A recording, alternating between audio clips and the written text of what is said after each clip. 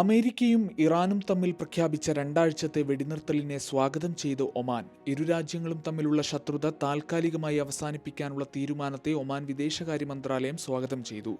വെടിനിർത്തൽ യാഥാർത്ഥ്യമാക്കുന്നതിൽ നിർണായക പങ്കുവഹിച്ച പാകിസ്ഥാനെയും മറ്റ് അന്താരാഷ്ട്ര കക്ഷികളെയും ഒമാൻ പ്രശംസിച്ചു. ലോകം ഒരു വലിയ ദുരന്തത്തിൽ നിന്ന് തലനാരിഴയ്ക്ക് രക്ഷപ്പെട്ടിരിക്കുകയാണെന്നും എന്നാൽ ഇതിൽ അമിതമായി ആശ്വസിക്കാൻ സമയമായിട്ടില്ലെന്നും ഒമാൻ വിദേശകാര്യമന്ത്രി Sayyid Badr bin Hamad Al Busaidi എക്സിലൂടെ പ്രതികരിച്ചു.